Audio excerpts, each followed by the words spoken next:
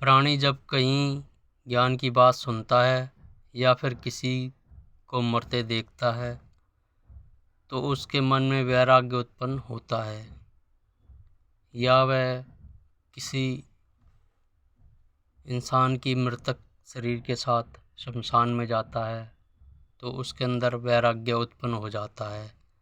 वैराग्य बस थोड़े समय के लिए ही रहता है।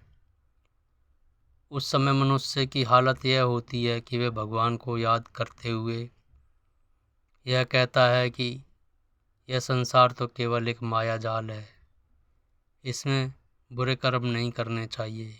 किंतु कुछ समय के पश्चात ही जब वह माया जाल में फंस जाता है तो फिर वह सब कुछ भूल जाता है।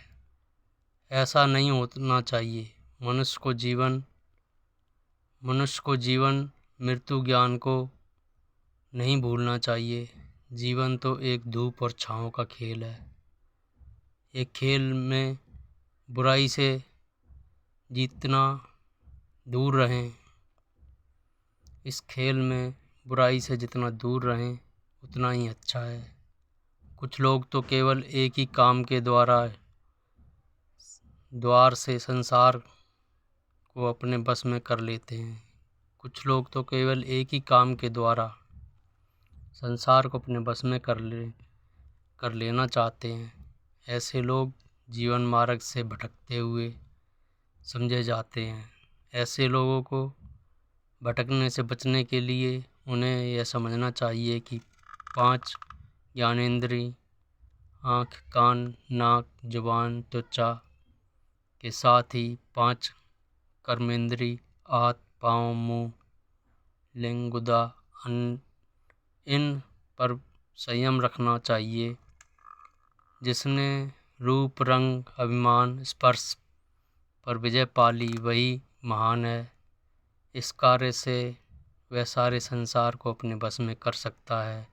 अपने मन को अपने बस में करना चाहिए। इंद्रियों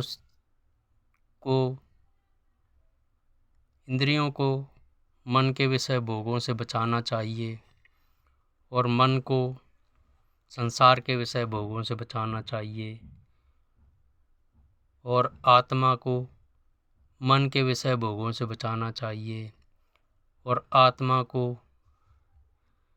खोटे बैणे कर्मों से बचाना चाहिए, गंदे कर्मों से बचाना चाहिए। और परमात्मा की प्राप्ति के लिए, परमात्मा की गुणगान के लिए, परमात्मा की भक्ति के लिए आत्मा को जीवन में प्रतिदिन कुछ न कुछ समय निकालकर परमात्मा की भक्ति करनी चाहिए, भगवान की भक्ति करनी चाहिए। प्रभु की प्राप्ति के लिए हर समय प्रयत्न करना चाहिए और अपनी आत्मा की उन्नति के लिए, आत्मा की मुक्ति के लिए, संसार से, भवसागर से मुक्ति के लिए कुछ न कुछ प्रयत्न हर जीव को अवश्य करना चाहिए।